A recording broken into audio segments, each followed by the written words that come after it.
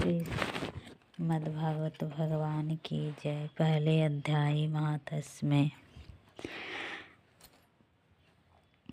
श्री पार्वती जी ने कहा, भगवान आप सब तत्वों के ज्ञाता है। आपकी कृपा से मुझे श्री विष्णु संबंधित नाना प्रकार के धर्म सुनने को मिले जो समस्त लोगों का उद्धार करने वाले हैं। दिवेश, अब मैं गीता का महात्म्य सुनना चाहती हूँ, जिसका श्रवण करने से श्री हरि में भक्ति बढ़ती है। श्री महादेव जी बोले, जिनका श्री विग्रह अलसी के फूल के भांति श्याम वर्ण का है, पक्षी राज गरुड़ हैं जिनके वाहन है, जो अपनी महिमा से सभी से उच्च नहीं होते तथा शेष नाग के शैया पर शयन करते हैं, उन भगवान महाविष्णु की हम उपासना करते हैं। एक समय की बात है, मोर दैत्य के नाशक भगवान विष्णु शेष नाग के रमणीय आसन पर सुखपूर्वक विराजमान थे। उस समय समस्त लोगों को आनंद देने वाली भगवती लक्ष्मी ने आदरपूर्वक प्रश्न किया। श्री लक्ष्मी जी ने पूछा, भगवान आप संपूर्ण जगत का पालन करते हुए भी अपने ऐश्वर्य के प्रति उदासीन से होकर जो इस क्षीरसागर में नींद ले रहे हैं, इसका क्या कारण है? श्री भगवान बोले, सुमुखे, मैं नींद नहीं लेता हूँ, अपितु तत्व का अनुसरण करने वाले अंतर्दृष्टि के द्वारा अपने ही महेश्वर तेज का साक्षात्कार कर रहा हूँ। देवी, यह वही तेज है जिसका योगी पुरुष कुशाग्र बुद्धि के द्वारा अपने आनंद करण में दर्शन करते हैं तथा जिसे मीमांसक विद्वान वेदों का सार तत्व निश्चित करते हैं। वह महेश्वर तेज एक अजर प्रकाश स्वरूप, आत्मस्वरूप, रोग शोक से रहित अखंड आनंद का पुंज, निष्पन्द, निरीह तथा द्वैत रहित है। इस जगत का जीवन उसी के अधीन है, मैं उसी का अनुभव करता हूँ। देवेश्वरी, यही कारण है कि मैं तुम्हें नींद लेता सा प्रतीत हो रहा हूँ। श्री लक्ष्मी जी ने कहा, हर्षिकेश, आप ही योगी पुरुषों के ध्येय है।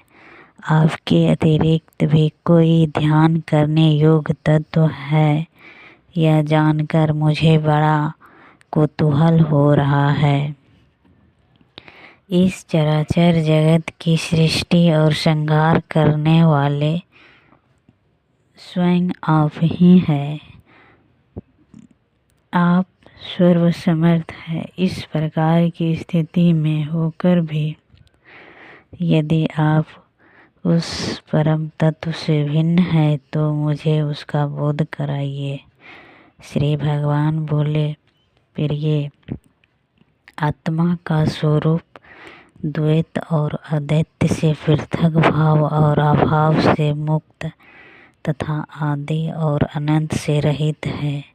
शुद्ध ज्ञान के प्रकाश से उपलब्ध होने वाला तथा परमानंद स्वरूप होने के कारण एकमात्र सुंदर है। वही मेरा ईश्वरीय रूप है। आत्मा का एकत्व ही सबके द्वारा जानने योग्य है। गीता का शास्त्र में इसी का प्रतिपादन हुआ है।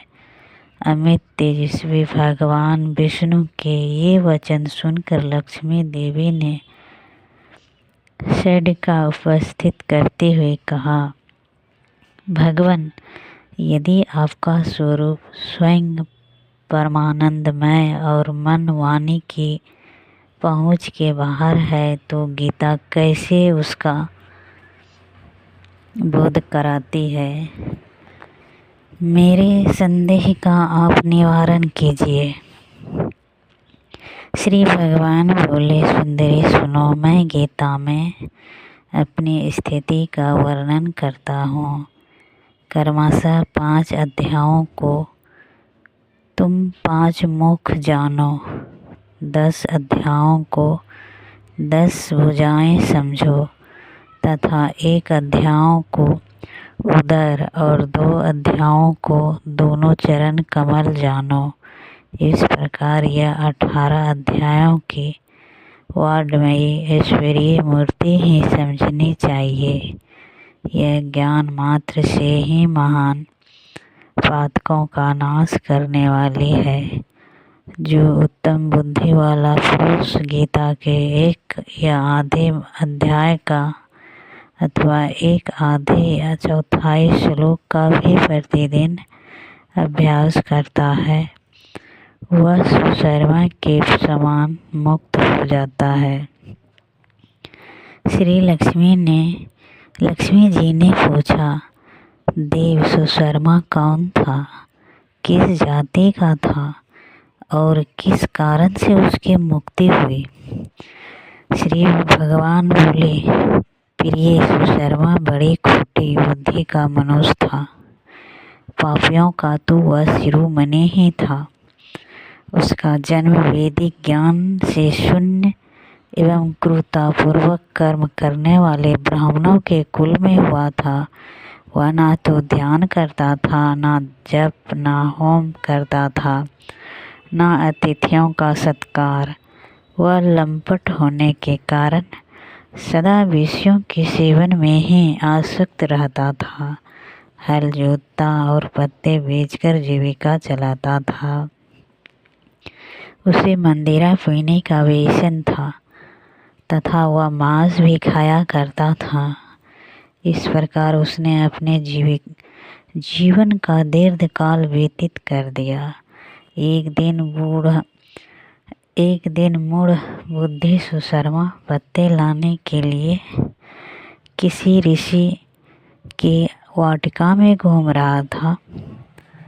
इसी बीच में काल स्वरूप धार काले सांप उसे डस लिया। सुशर्मा की मृत्यु हो गई। तदंतर वह अनेक नरकों में जा वहाँ की यातनाएं भोग कर मृत्यु लोक में लौट आया और वहाँ बोझ ढोने वाला बैल हुआ।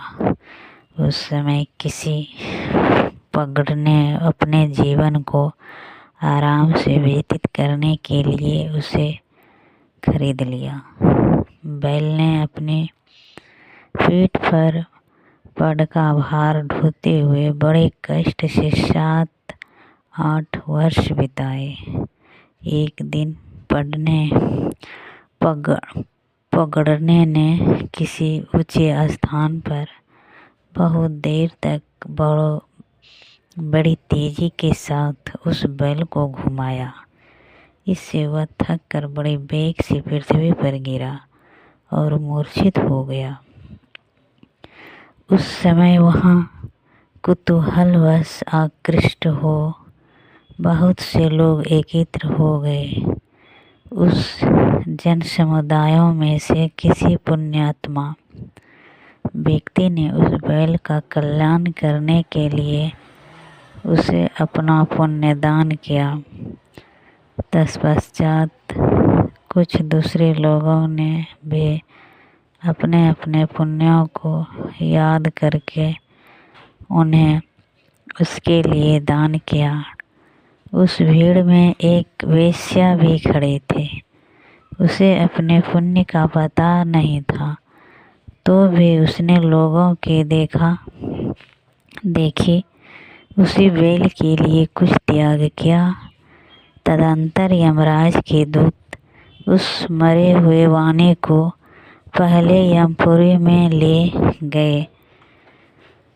वहाँ यह विचार कर कि यह वेश्या के दिए हुए पुण्य से पुण्यवान हो गया है, उसे छोड़ दिया गया।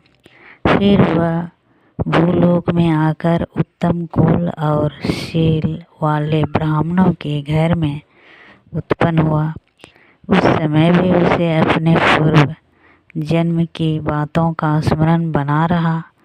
बहुत दिनों के बाद अपने अज्ञानों को दूर करने वाले कल्याण तत्व का जिज्ञासु होकर वह उस वेश्या के पास गया और उसके दान की बात बतलाते हुए उसने पूछा, तुमने कौन सा पुण्य दान किया था? वेश्या ने उत्तर दिया, वह पिंजड़े में बैठा हुआ तोता प्रतिदिन कुछ पढ़ता है, उससे मेरा अंतःकरण पवित्र हो गया है। उसी का पुण्य मैंने तुम्हारे लिए दान किया था। उसके बाद उस दोनों के तोते ने पूछा। तब उस तोते ने अपने पूर्व जन्म का स्मरण करके प्राचीन इतिहास कहना आरंभ किया। शुक बोले, पूर्व जन्मों में विद्वान होकर भी विद्वत्ता के अभिमान से मोहित रहता था। मेरा राग द्वेष बढ़ गया था कि मैं गुणवान विद्वानों के प्रति भी ऐसा भाव रखने लगा। फिर समय अनुसार मेरी मृत्यु हो गई और मैं अनेकों घृत लोकों में भटकता फिरा। उसके बाद इस लोक में आया। शत्रु की अत्यंत निंदा करने के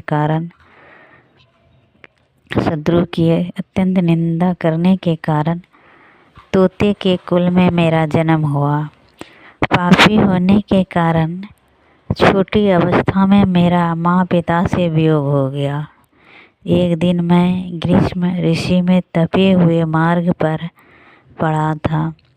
वहाँ से कुछ श्रेष्ठ मुनि मुझे उठा लाए और महात्माओं के आश्रम के भीतर एक पिंजड़े में उन्हें मुझे डाल दिया। वहीं मुझे पढ़ाया गया। ऋषियों के बालक बड़े आदर के साथ गीता का प्रथम अध्याय की आवृत्ति करते थे। उन्हीं से सुनकर मैं भी बारंबार पाठ करने लगा। इसी बीच में एक चोरी करने वाला पहेलिया मुझे वहाँ से चुरा लिया। तत्पश्चात इस देवी ने मुझे खरीद लिया। यही मेरा वृत्तांत है जिससे मैंने आप लोगों से बता दिया। पूर्व काल में मैंने इस प्रथम अध्याय का अभ्यास किया था, जिससे मैंने अपने पापों को दूर किया है। फिर उसी से इस वेश्या का भी अनंतकरण शुद्ध हुआ है और उसी के पुण्य से ये द्विज सुशर्मा भी पाप मुक्त हुआ है। इस प्रकार परस्पर वार्तालाप और गीता के प्रथम अध्यायों के महात्म्य की प्रशंसा करके वे तीनों निरंतर अपने अपने घर पर गीता का अभ्यास करने लगे। फिर ज्ञान प्राप्त करके वे मुक्त हो गए। इसीलिए जो गीता के प्रथम अध्याय को पढ़ता, सुनता तथा अभ्यास करता है, उसे इस भवसागर को पार करने में कोई कठिनाई नहीं होता है। इस प्रकार प्रथम अध्याय पूरा हुआ। श्रीमद् भागवत भगवान की जय।